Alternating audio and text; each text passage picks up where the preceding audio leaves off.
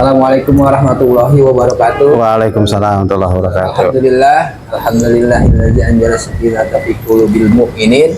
Asyhadu an la ilaha illallah wahdahu la syarikalah wa asyhadu anna Muhammadan abduhu wa rasuluhu la nabiyya ba'da. Allahumma shalli wa sallim wa barik ala sayidina Muhammad. Selamat siang para pemirsa Jami Al-Qawi. Siang ini kita kedatangan tamu saudara kita Ustadz Sahrin, atau lebih dikenal dengan Ustadz Pantun, juga Ustadz Mukhlis, sahabat saya. Dia adalah pengurus atau humas Dewan Masjid Indonesia Dewan Mukti, dan Ustadz Sahrin juga sebagai sekretaris DMI Kelurahan Harjamukti. Alhamdulillah beliau selalu sehat. Amin. Mengenai khutbah tadi, biasanya Ustadz Sahrin tuh kalau dia mau ceramah, entah itu dia pembukaan di maulid, entah dia pembukaan itu dalam kata hati dia sambutan untuk pernikahan, dia tidak luput dan tidak lepas dari pantun. Nah, saya mau nanyakan kepada beliau nih, kenapa kalau itu kenapa khutbah itu tidak ada pantunnya? Kenapa itu, Ustadz? Terima kasih Pak Ustadz Cece yang kami hormati. Beliau juga selaku Ketua DMI Kelurahan Harjamukti. Amin. Pak Ustadz Mukhlis, ya alhamdulillah beliau juga hadir menemani. Sehat Ustadz? Alhamdulillah. Jadi alhamdulillah pada siang hari ini kita selesai melaksanakan salah satu kewajiban kita, yaitu sholat Jumat. Tadi Pak Ustadz Cece menanyakan ya, atau kenapa sih ketika saya itu berdakwah atau berceramah ataupun event-event lamaran ya, lamaran dan juga besan dan lain sebagainya, selalu menyelipkan pantun. Preambulnya, pembukanya. Dan ini dia menanyakan ketika sholat Jumat, khotib Jumat tidak pakai pantun. Awalan saya katakan beli kain katun dibungkus kertas. Cakep.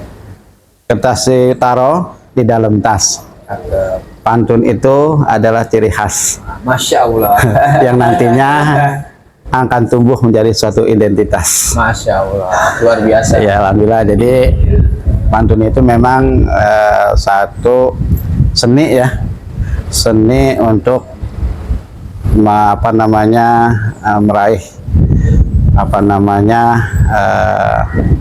simpatisan atau biar supaya orang itu menarik dengan dakwah kita. Diantaranya adalah berpantun. Jadi ikon itu memang ikon ya. Jadi banyak ya pendakwah kita, penceramah kita yang mereka ini masing-masing mempunyai ciri khas. Ada yang nyanyi, qasidah. Jadi setiap berdakwah ada yang pakai lagu nyanyi, ada juga yang kiro. Itu. Ada juga yang berselawat ya. Ada yang berselawat, benar, ada yang berselawat. Nah, di sini berhubungan diantaranya saya ini punya basic berpantun. Ada pantun yang kita pakai. Dan alhamdulillah Ustadz, dari kita semakin berjalan itu berpantun ini, dulu saya masih ketika berpantun masih mikir-mikir. Apa ini? Masya Allah. Namun akhirnya lama-kelamaan sekarang ini alhamdulillah sudah bikin pantun 4 bait itu alhamdulillah 10 detik udah bisa. Alhamdulillah. Udah nyerap lah itu. Apal nyambung. Nyerap dan nenep. Nenep. Biasanya kita di dalam berpantun itu kalau ada di tempat kayak macam kopi dan lain sebagainya, itu menjadi bahan pantun kita.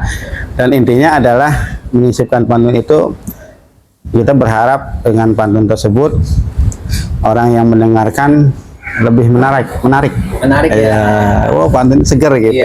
Tapi itu berkaitan dengan dakwah kita. Ya. Enggak ini nyambung.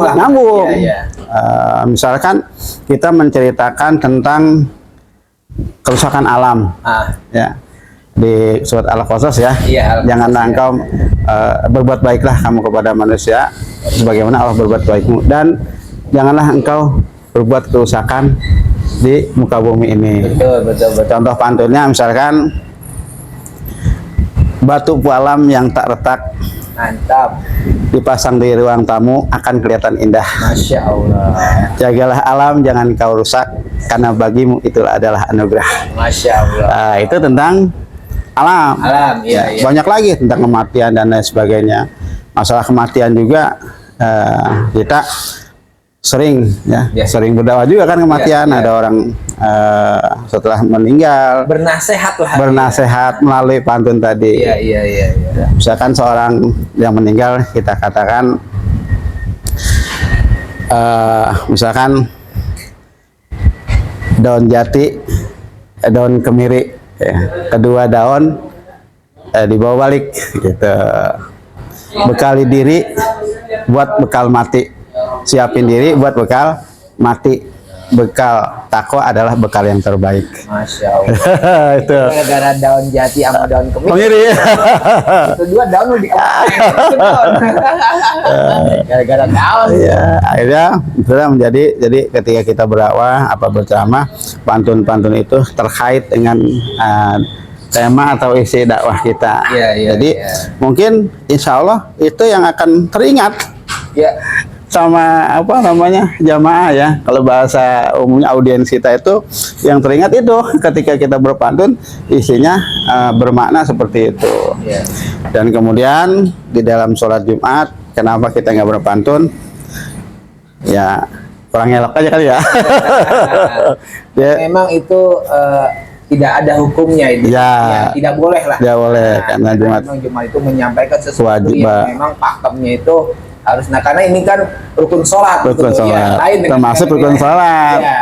rukun khutbah lah itu ya. Nah, itu karena salah satunya kalau tanpa khutbah juga sholatnya juga batal juga kan mungkin, gitu. Karena intinya adalah di khutbah tadi gitu kan. Itu. juga boleh interaksi. Ya. Jadi hanya menyampaikan. Jadi itu Cece ya Ustadz, yang kenapa kita di dalam khotib Jumat ini tidak memakai pantun, diantaranya karena khutbah itu adalah bagian dari rukun ya, rukun sholat tadi. Itu Pak Cece. Ya, siap. Iya, kadang-kadang gini Ustaz, kalau Ana lihat itu banyak sekali ini, khususnya ini kalau di Maulid nih Ustaz Muklis nih. Jadi ketika orang menanyakan apa sih perilaku Rasulullah kan gitu kan.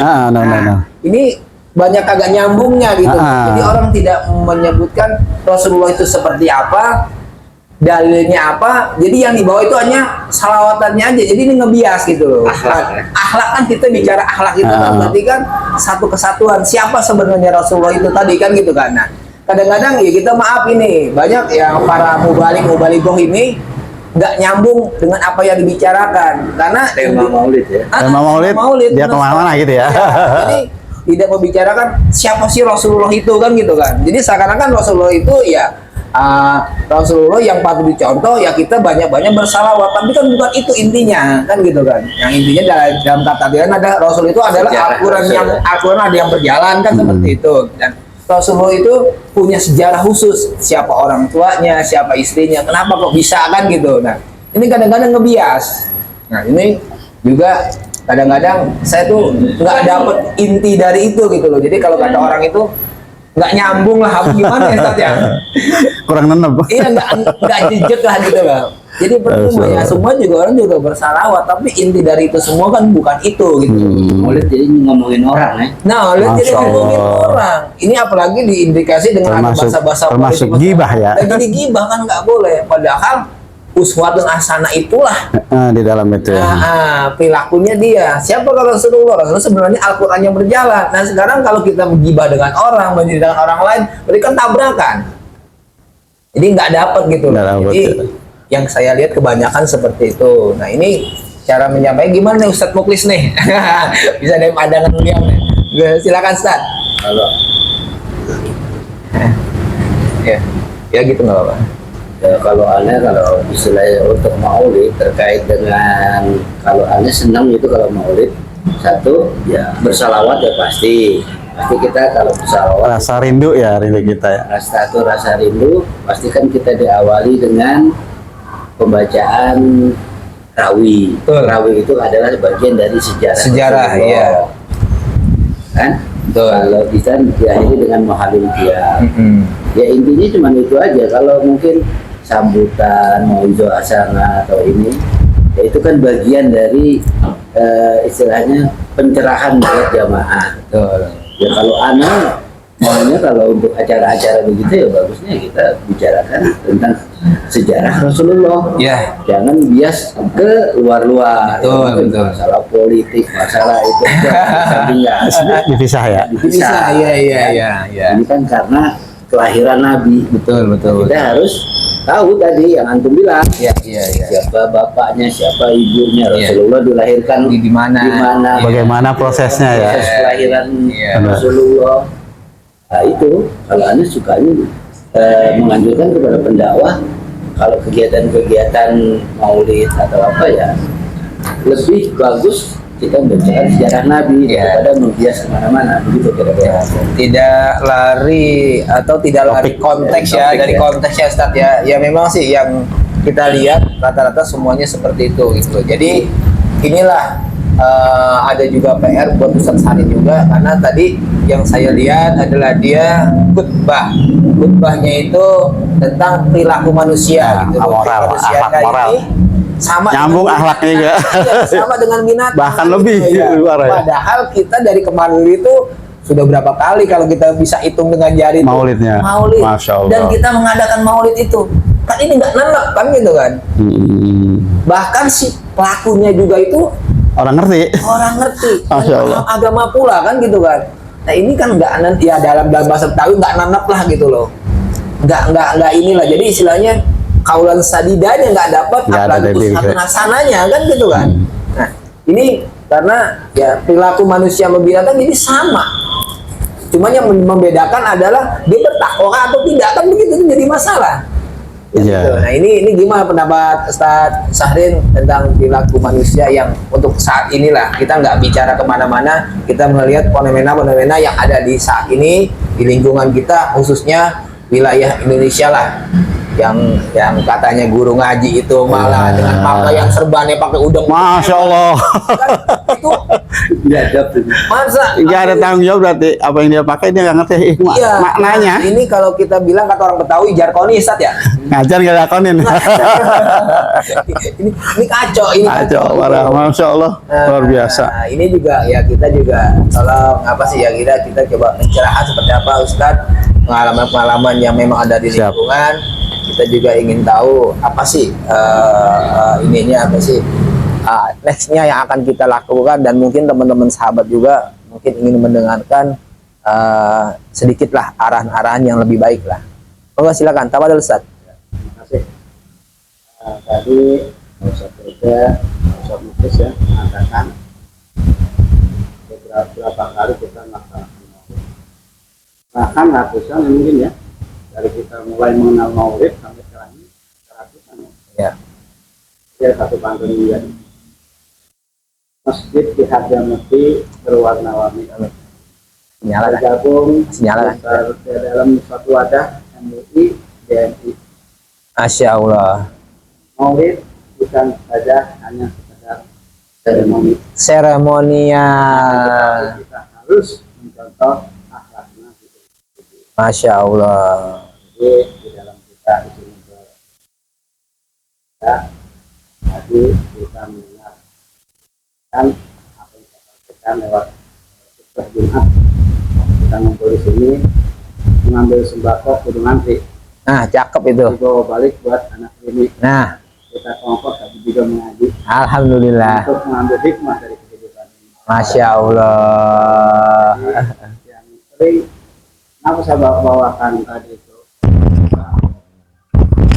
sebenarnya saya sudah dari awal itu kan mengemukakan tentang proses kelahiran Nabi, Ya, kemudian juga ada tidak akhlak Nabi ya. yang bisa kita contoh buat dakwah kita. Betul.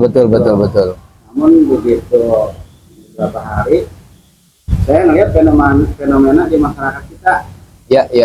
terutama di mana saya kita lewat, terutama anak-anak, itu omongannya Masya Allah.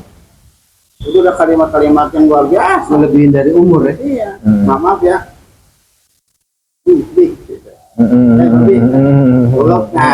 Ya.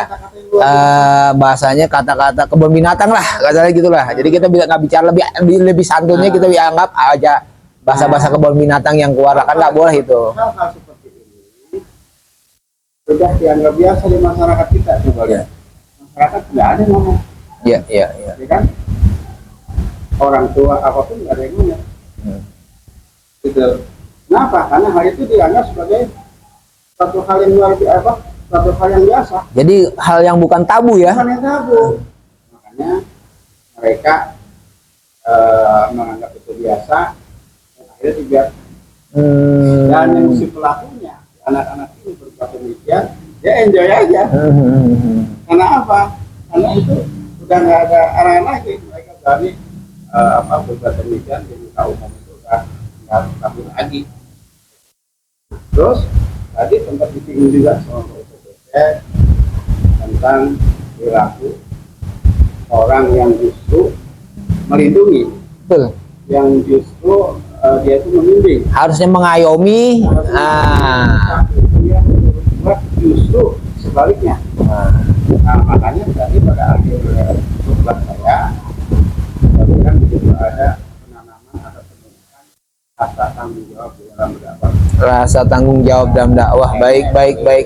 Ya. Garis bawahi, karena apa? Kebanyakan kita, mohon maaf, ini nggak semua ya. Iya. Kebanyakan kita, ketika kita berdakwah menyampaikan sesuatu hal yang baik, itu habis dakwah kita lepas, Iya. tolong aja Iya. dakwah. Hanya sebatas Sebatas. menggugurkan kewajiban. Iya. Nah setelah itu, tapi nggak berbuka dalam diri. Iya. Dia berbuat semuanya. Dia bilang, dakwah bagus. Ada satu hadis Nabi, barang siapa memberikan suatu, mengarahkan suatu kebaikan, kemudian orang tersebut melakukan kebaikan, apa yang kita berikan kepada dia, maka pahalanya akan mengalir kepada orang yang Amal jariyahnya tadi. Ya. padahal itu bukan sampai situ. Iya. Dan dia juga akan dituntut ya, tentang apa yang dia sampaikan, apa yang dia bicarakan di akhir akan dituntut. Iya. Nah itu, kalau orang sudah menanamkan hal seperti itu, apabila dia berdakwah, sebetulnya dia bukan menuntut satu buat orang, empat buat dirinya. Betul. Jadi ketika dia meniru sesuatu kebaikan, dia niru dirinya sendiri. Iya. Itu maksudnya seperti itu. Kalau orang Jawa bilang ada tris, Iya. tris kan ujung satu. Iya. Tapi bengkok. Nah yang ketiga berapa itu? Iya, 7, ada 9, ya pokoknya bono deh ya. Ya, itu makna kita yang kita harus ambil hikmahnya. Kemudian hal ini juga kita bisa terapin tadi, saya bilang di keluarga kita. Ketika kita menjawab anak kita, tapi kita tidak melakukan apa jawaban anak. Iya, betul. Tidak mencontohkan hal yang baik ya. Kita mau nyuruh anak kita sholat, kita lihat sholat, anak kita pasti nunduk. Iya. Nah, bapak gue sholat gitu. Iya. Tapi kalau kita nggak sholat, yang sholat Jumat, nah bapak di rumah aja. Nah, dia nggak bakal nurut.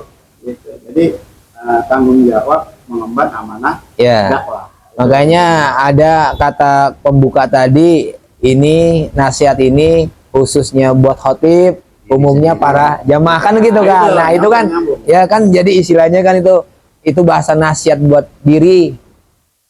Pesan-pesan khusus kan gitu kan. Umumnya baru buat jamaah kan gitu.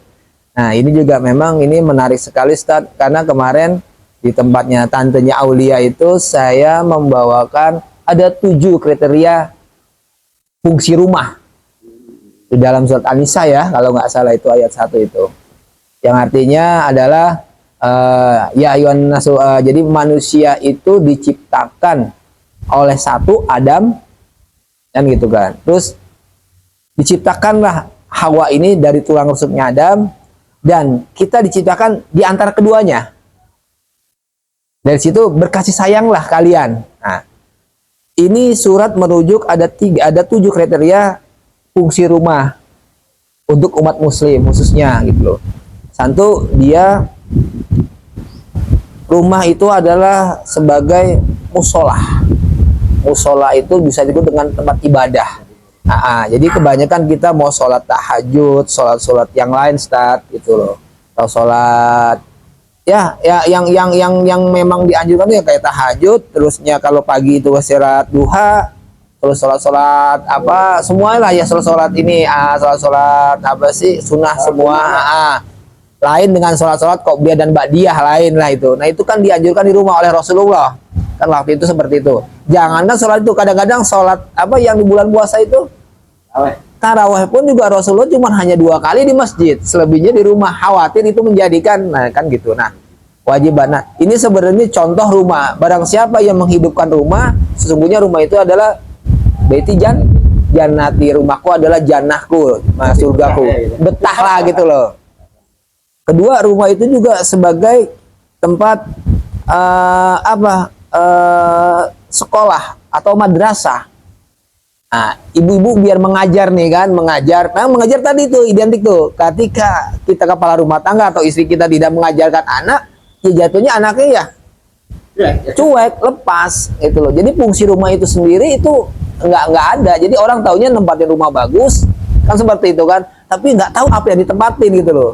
Jadi kalau ada kata-kata di Al-Quran yang artinya mengatakan bahwa kalian sholat tapi kalian lupa, kalian mabok gitu. Makanya orang mabok tuh gak boleh sholat gitu. Jadi orang yang ini gak boleh. Jadi kita nggak ngerti apa sih itu rumah kan gitu kan. Ketiga, dia sebagai markas.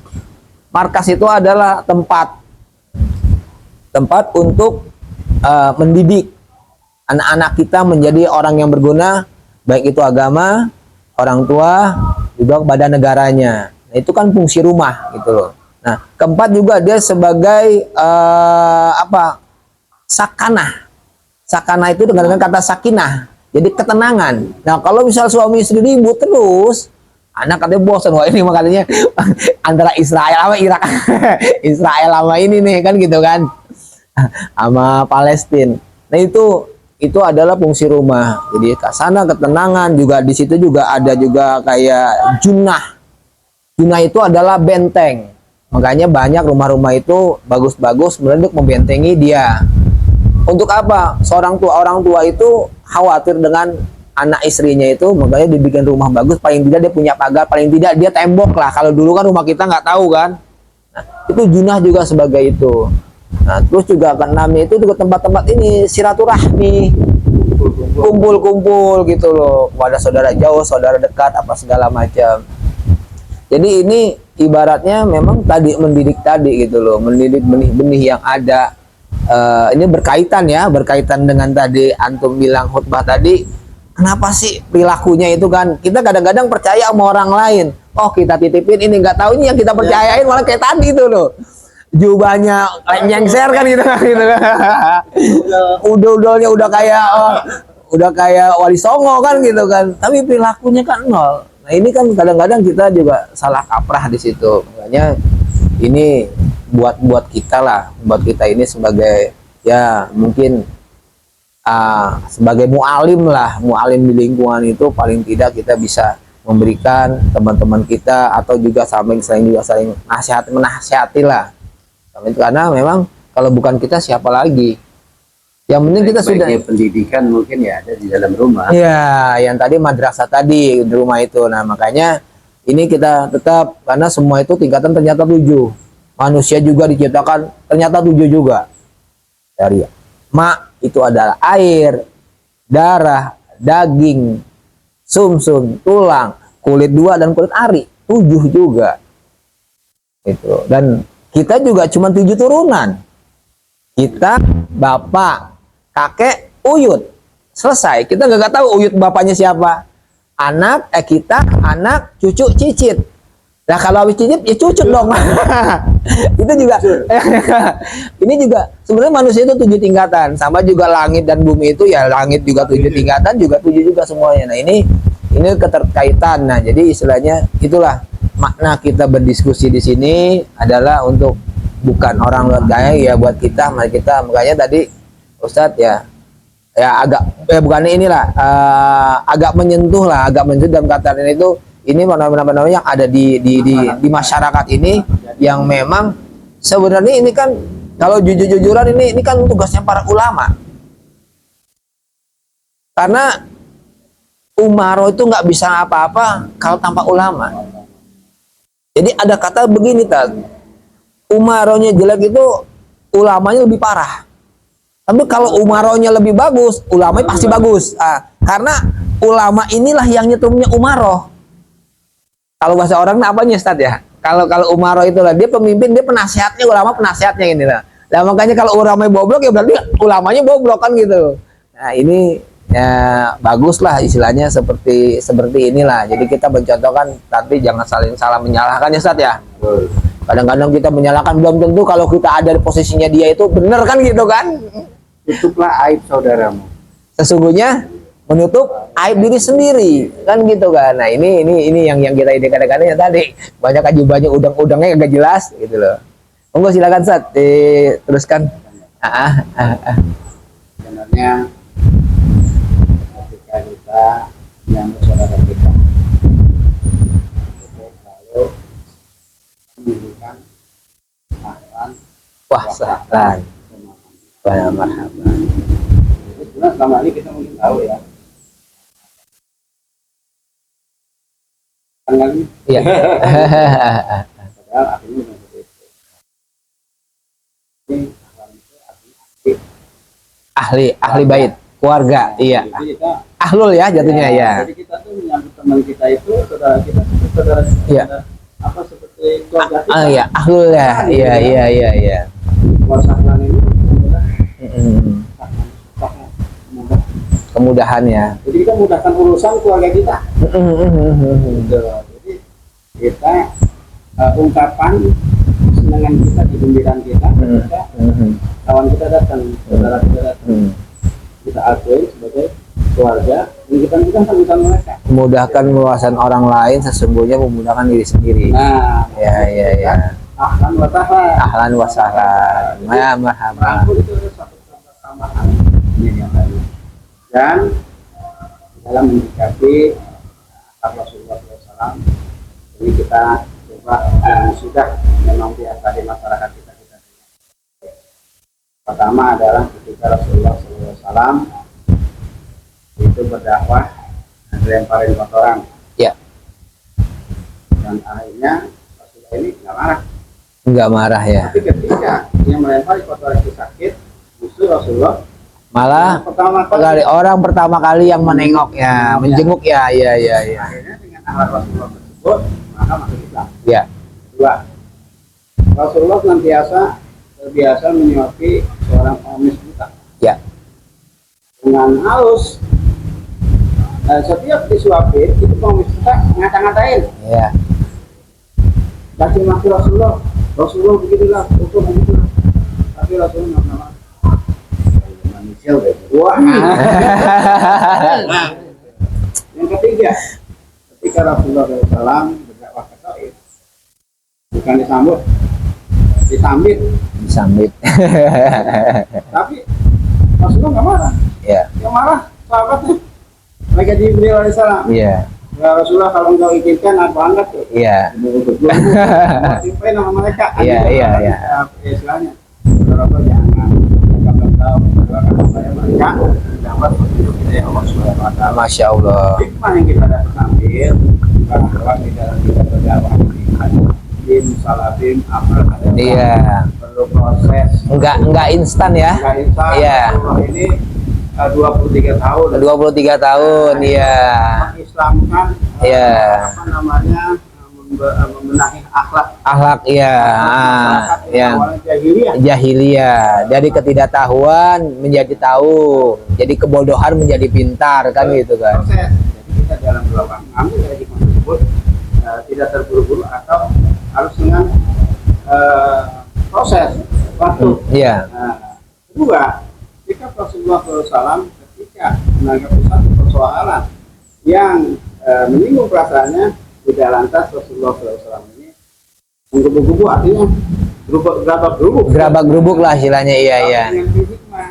Apa yang didapat dengan berikmah itu, Iya. maka orang itu akan terbuka hatinya. Betul. Dengan kelembutan Rasulullah SAW, dia terbuka hatinya menjadi masuk Islam, ya, mengikuti akhlak Rasulullah SAW. Yang ketiga, di dalam berdakwah harusnya kita merangkul, Betul. tidak dengan emosi. Iya. Inilah yang dapat kita ambil dari beberapa akhlak Rasulullah SAW yang selama ini kita ikuti muridnya, akhlak kita terapkan. Walaupun tidak 100% kita meniru Rasulullah SAW, minimal mendekati. Tentunya di samping kita lebih banyak berselawat tadi, seperti apa yang kita mitis, ya. Karena berselawat ini adalah ungkapan apa namanya kerinduan. Seperti kita mau cari kemarin, kita mencari sesuatu tapi nggak ketemu-temu, ya. Akhirnya ke bawah mimpi, yang ada berangan-angan, kapan gua ketemu? Intinya kita di dalam rangka apa mencontoh Rasulullah SAW ini, kita ambil biasa akhlak beliau, kita bisa terapkan. Tentunya tadi kita sendiri yang mencontohkan, kita contohkan pada orang lain. Kita nggak perlu, maksudnya nggak perlu pinter banget, yang penting akhlak dulu, seperti Sayyidina Umar. Sayyidina ini Khattab, ya. ini apa sih? Sayyidina Abu Bakar As-Siddiq. Ya, Abu Bakar Siddiq. Ya, top. Ya. Begitu kemarin adanya, Iya. itu surat tokat terima. Iya. Aisyah, ya. Ya itu Umar, kasus Umar. Iya. Iya. Ini dulu. Dan dulu dia langsung mendekati Rasulullah, menghadap Rasulullah, dia menyatakan apa namanya, masuk Islam. Iya. Nah, setelah itu dia nggak harus jadi ustadz dulu. Iya. Dia langsung berdakwah kepada teman-teman yang masa itu memang sama sekali dari nol tentang agama Islam. Dia berpikir, artinya ini bukan tugas para apa namanya ustadz kiai, tapi juga kita, khususnya di dalam keluarga kita, di dalam lingkungan yang terdekat itu keluarga. Ya, RT, RW itu sudah masyarakat. Dan kita ini adalah wadah yang ini. Iya. Betul. Badannya pemersatu umat dan jadi sebagai mujahid juga pejuang. Pejuang bukan buat berantem, pejuang untuk mempersatukan umat, kan seperti itu. Kan maksudnya. Iya. Kan seperti itu, berjuang. Perjuang umat. Perjuangan umat. Ini untuk perjuangan umat ini kita tentunya apa ya? Nanti dibikin dulu. Jadi ada ini yang saya tangkap tadi, memang kita ini kan semua muslim lah pasti akan bicara perilakunya Rasulullah uswatun hasanah. Kalau saya lihat itu, saya secara pribadi melihatnya angkalah naif. Kalau naif kita ngikutin Rasulullah. Satu sahabatnya kita ikutin itu luar biasa. Nggak usah ngikutin Rasulullah gitu loh. Rasulullah itu udah manusia yang tidak jadi salahnya itu. Sahabat ya? Sahabat ya? Salah satu sahabat aja coba. Kalau mau jadi Sayyidina Ali, ya Sayyidina Ali aja. Sayyidina Ali itu adalah manusia yang paling cerdas. Kan gitu kan. Hafalannya luar biasa. Apa yang dia hafal? Setiap masalah Sayyidina Ali yang memecahkan. Manusia paling cerdas. Jadilah manusia yang cerdas kan gitu kan. Nah kalau kita ya saya bilang kalau Rasulullah terlalu naik banget ya. Udah hebat banget orang ditipu kayak ini kan gitu kan. Sama dengan Pak Umar. Umar dia berdoa dar tapi hatinya lembut. Lo keras ya? Keras dia. Siapa yang nggak kena, orang malaikat takut kan begitu kan? Gitu. Abu Bakar. Umar tuh saking galaknya tapi lembut hatinya kan gitu kan. Iya. Sampai terkenal galaknya dia itulah. Jadi ada cerita saat ini, nggak tahu dia cerita juga, saya senang juga dia cerita. Jadi suatu saat Rasulullah itu melihat, bukan Rasulullah, sahabatnya Umar itu melihat, kalau nggak salah Utsman. Utsman ini ketika meninggal si siapa Umar bin Khattab, dia hanya melihat, mendengar di kuburan. Dia lihat, ditanya sama Rasulullah kan gitu, sama si malaikat. Ya Umar, siapa nabimu? Diam tuh Umar, ditanya lagi, siapa nabimu? Tanya lagi kan Umar, siapa nabimu? Emang kamu gak tahu? Saya ini paling dekat dengan malaikat ini kan kayak begitu katanya. Itu saking begitunya. Jadi si apa ini Ali ketawa aja. Saking galaknya malaikat juga diomelin gitu loh. Tapi kenapa ya? Karena memang itu hatinya sangat lembut gitu loh. Terus juga bisa mencontoh kita ke Utsman. Orang yang kaya enggak sombong tapi tawadu. Sampai sekarang nih hartanya Masya Allah. Sampai sekarang itu triliunan itu. Makanya nggak ngimpi lah, jangan ngimpi lah sebagai Rasulullah. Sahabatnya aja kita ambil gitu loh. Kan enak gitu loh. Kalau kita mau ngimpi mau jadi akhlak yang Rasulullah, ya kita harus punya 4 sahabat tadi. Siapa Utsmannya kita cari, tipikalnya siapa Umarnya, siapa Sayyidina Alinya, siapa Abu Bakarnya, kan gitu. Saya bilang terlalu naif, saya bilang gitu. Kenapa? Satu aja salah gitu kan. Satu aja kita dapat tuh itu luar biasa, Ustaz. Itu loh. Jadi istilahnya ya ini hanya sebagai preambul lah ya. Nah, saya juga mengatakan, aduh hebat juga. Ada juga beberapa juga yang menjadi pertanyaan saya itu ketika ada beberapa orang yang menyatakan bahwa dia pernah bertemu dengan Rasulullah. Nah ini pertanyaan saya mungkin boleh dikatakan gila, boleh dikatakan logis.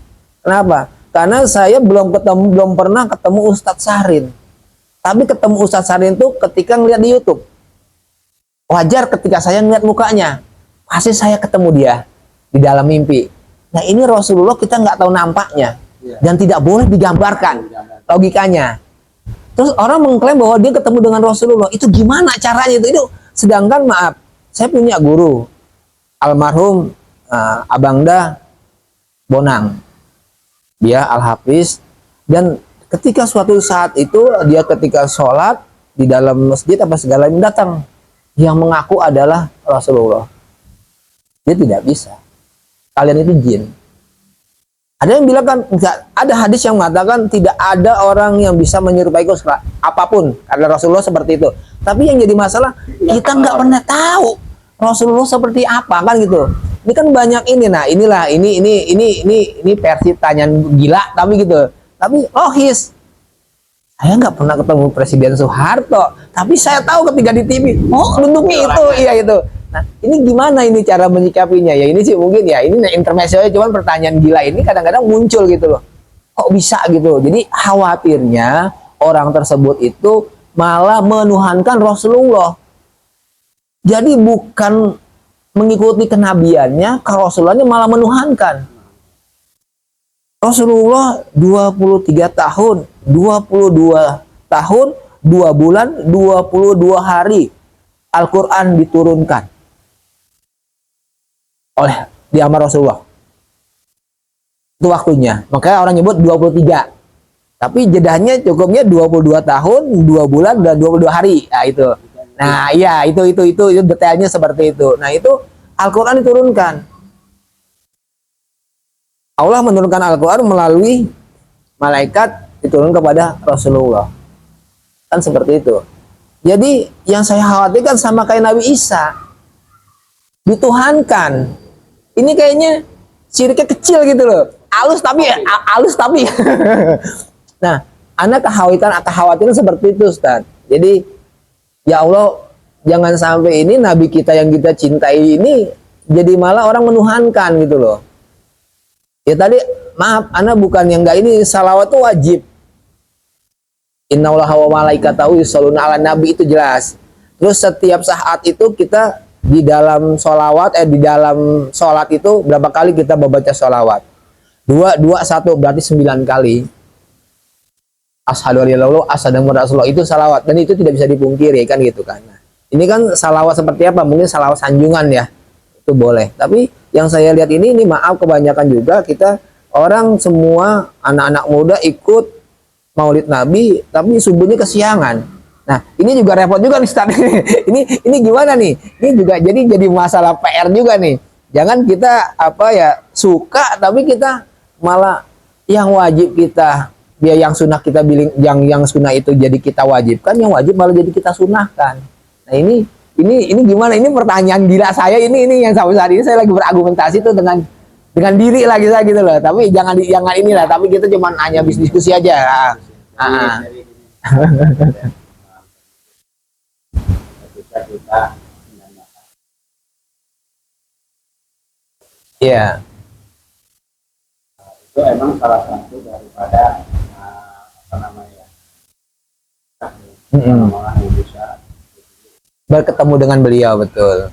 jadi ketika orang bertemu Rasulullah itu mungkin mereka akan kasih tunjuk bahwa beliau itu benar Rasulullah SAW. Tapi nggak ada yang seperti ini kan?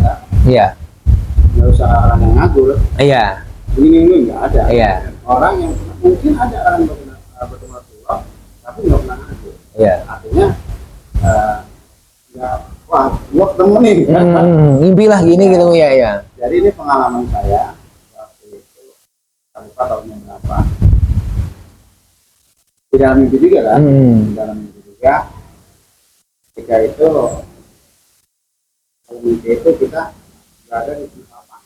Saya datang lapangan. Terus bangun bingung. Itu nggak ada ujungnya lapangan itu. Di mana? Kayak padang mahsyar lah ya. Nah. Di mana?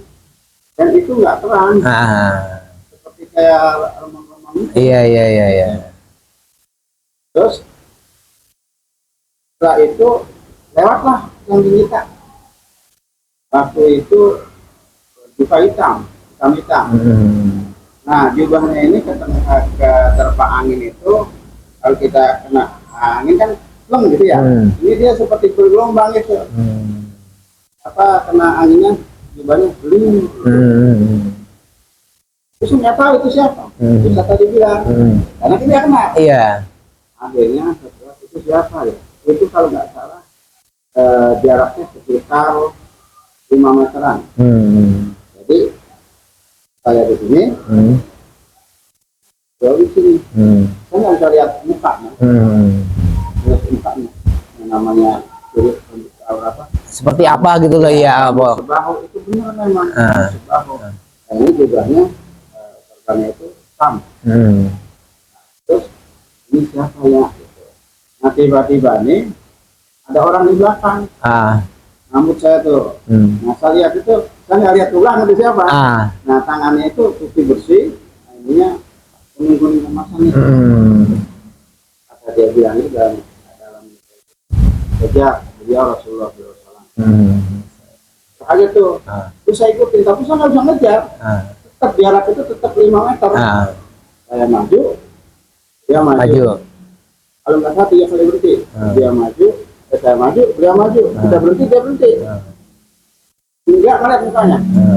Cuman ketika saya bengong, gini, cara masih siapa dia. Nah, beliau sedikit miringkan wajahnya, yang lihat kelihatan pipinya. Kelihatan di sini orang pipi dari belakang sini kan kelihatan. Tapi saya sampai kemarin sangat. Iya. Cuman sebatas kita lihat bentuk tubuhnya, kemudian jubahnya, kemudian rambutnya itu dan apa namanya urat senyum di pipi. Itu bangun dan juga pas jam 3 lanjut siang kita nanya sama guru jadi nanti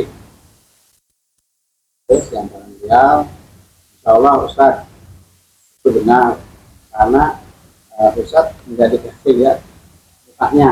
Kalau Ustaz dikasih lihat mukanya, nggak bakal bisa cerita. Kata beliau, bagaimana nggak bakal bisa cerita? Keduanya, itu memang kita belajar. Kita bilang, menuhankan.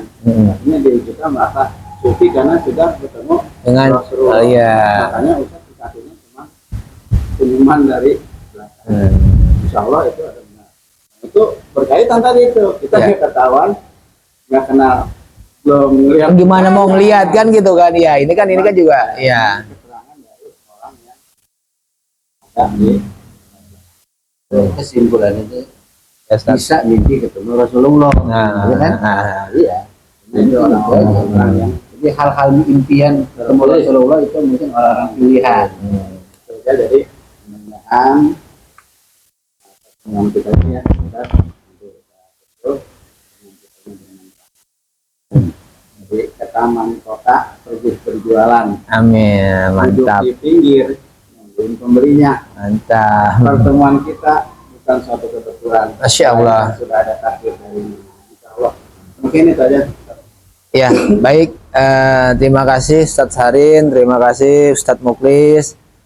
Pada siang ini kita berbincang-bincang bukan untuk bicara gibah atau membicarakan politik atau membicarakan orang lain. Ini kita mengambil hikmah yang ada di saat-saat ini sekarang gitu loh. Jadi kita perlu banyak harus mawas diri ya Ustadz ya.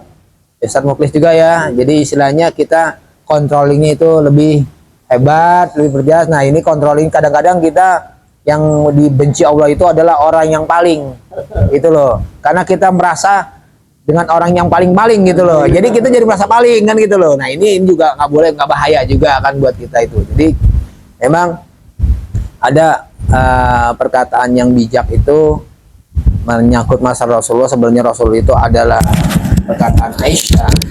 Rasulullah adalah sebenarnya Al-Quran yang berjalan. Jadi hanya orang gila yang mengingkari kebenaran, tapi lebih gila lagi Al-Quran benar-benar nyata adanya diingkarinya. Insya Allah. Sama karena Rasulullah sebenarnya adalah Al-Quran. Jadi setiap kita baca Al-Quran kita sudah bertemu dengan Rasulullah.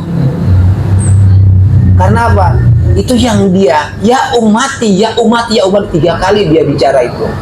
Makanya sahabat Utsman dia saking takutnya kehilangan Al-Quran, karena Al-Quran itu kalau dulu itu tawa ya, baca kujiping lah kalau kata orang dulu lah. Tapi sekarang harus ditulis gitu loh.